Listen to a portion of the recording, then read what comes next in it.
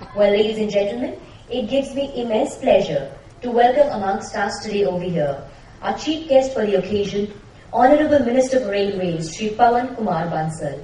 Please put your hands together and welcome him as he comes over here to give us the inaugural address.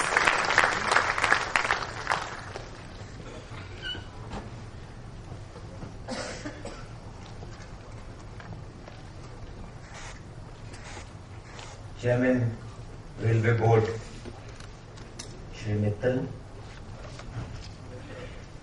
Member Electrical and Patron IREE, Shri Bhushan Gupta, President IREE, Shri Rajkumar, General Secretary, Shri Mehtab Singh, members of the Railway Board, distinguished participants in this seminar. It is indeed a matter of great pleasure for me